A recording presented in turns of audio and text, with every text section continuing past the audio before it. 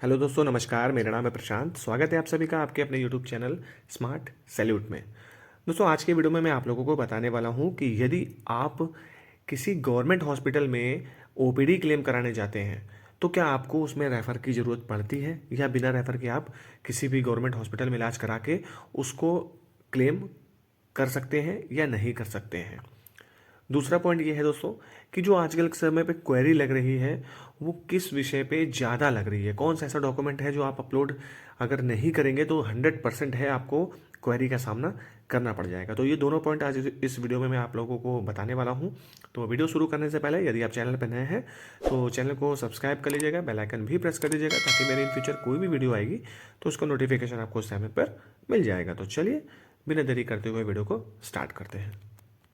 तो दोस्तों, आज मेरे एक सब्सक्राइबर के द्वारा मेरे से ये क्वेश्चन पूछा गया कि सर, क्या यदि हम किसी भी गवर्नमेंट हॉस्पिटल से आईपीडी ट्रीटमेंट ले लेते हैं या ओपीडी ट्रीटमेंट ले लेते हैं तो क्या हमें उसमें रेफ़र की ज़रूरत पड़ेगी? और अगर हमने रेफ़र नहीं लिया है तो क्या हम उसका क्लेम कर सकते हैं या नहीं कर सकते हैं?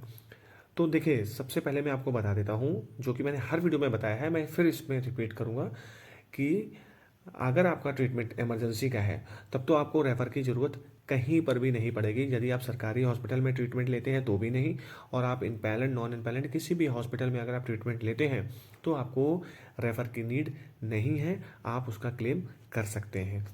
बट यदि आप सरकारी हॉस्पिटल में ओपीडी ट्रीटमेंट कराने जाते हैं या आईपीडी ट्रीटमेंट भी कराने जाते हैं तो आपको किसी गवर्नमेंट डॉक्टर से रेफ़र लेना पड़ेगा। बिना रेफ़र के आप क्लेम ही नहीं कर पाएंगे, क्योंकि जब आप क्लेम करने जाएंगे तो वहाँ पर आप देखेंगे कि कई ऑप्शंस, जब वहाँ डॉक्यूमेंट अपलोड किए जाते हैं तो वहाँ पे कई ऑप्शंस दिए होते हैं कि ये डॉक्यूमेंट यहाँ अपलोड होगा, ये डॉक्यूमेंट यहाँ अपलोड होगा। तो उनमें जिनमें स्टार लगा होता है वो मैंडेटरी होते हैं, मतलब उनको आपको अपलोड करना ही पड़ेगा। अगर आप अपलोड नहीं करेंगे तो आपका जो क्लेम है वो पूरी तरीके से सबमिट नहीं होगा।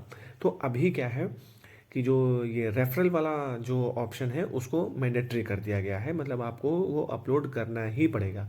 तो इसलिए आपको रेफ़र कराना पड़ेगा। यदि आप गवर्नमेंट हॉस्पिटल, आपके क्षेत्र में अगर गवर्नमेंट हॉस्पिटल की सुविधा अच्छी है और आप नॉर्मल जा रहे हैं तो आप किसी भी डॉक्टर से रेफ़र लेके उस हॉस्पिटल में करा सकते हैं, उसमें कोई भी प्रॉब्लम नहीं होने वाली है।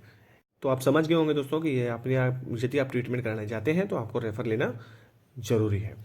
फिर बात कर लेते हैं दूसरे पॉइंट टॉपिक पे ऊपर कि अगर आप मेडिकल क्लेम कर रहे हैं तो आपको क्या ध्यान में रखना है। देखिए, सबसे ज़्यादा क्वेरी जो लग रही है वो किस बेस पे लग रही है, क्या प्रॉब्लम है जो सबसे ज़्यादा क्वेरीज लगाई जा रही हैं। देखिए, सबसे पहले तो मैं आपको बता दूं, जो ये मैंने पहले बताया रेफ़र, आपके पास रेफ़र लेटर होना बहुत ज़रूरी है। चाहे वो आपका यूनिट डॉक्टर आपको रेफ़र करता है, चाहे वो आपका कोई भी गवर्नमेंट डॉक्टर आपको रेफ़र करता है, आपके पास रेफ़रल लेटर होना बहुत ज़रूरी है।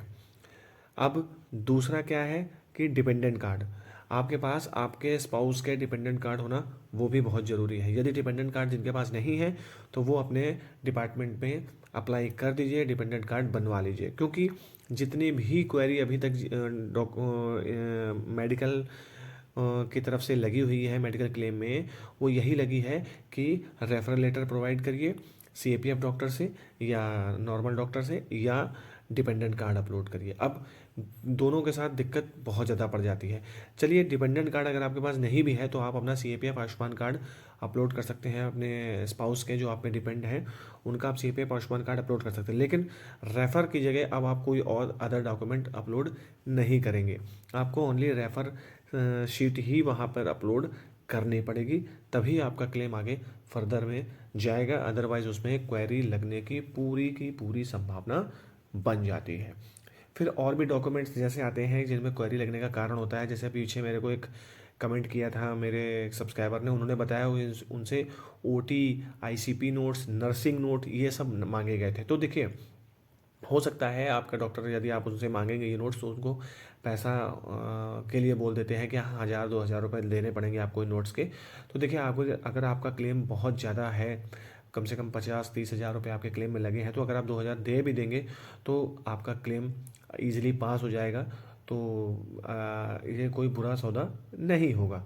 तो मेरे हिसाब से ये भी है कि यदि डिलीवरी केस कराया गया है तो आप ओटी आईसीपी नोट्स इन सब की बात पहले से करके रखिएगा कि मैडम मेरे को ज़रूरत पड़ेगी तो मैं आपसे ओटीपी या आईसीपी नोट्स के लिए बोलूँगा और मुझे वो प्रोवाइड कर दीजिएगा। तो ये भी एक रीज़न है क्लेम में ज़्यादा क्वेरी लगने का, तो इस चीज़ का भी आप लोग विशेष ध्यान रखिएगा। तो देखिए दोस्तों, मैंने आपको तीनों चीज़ें क्लियर कर दी कि आपको सबसे मेन तो है कि आपके पास रेफरल लेटर होना ज़रूरी है, फिर दूसरा है आपके पास आपका जो डिपेंडेंट कार्ड है स्पाउस का वो भी होना ज़रूरी है, फिर ये आ जाता है ओटी नोट्स, आईसीपी नोट्स, ये सब भी होने बहुत ज़रूरी है।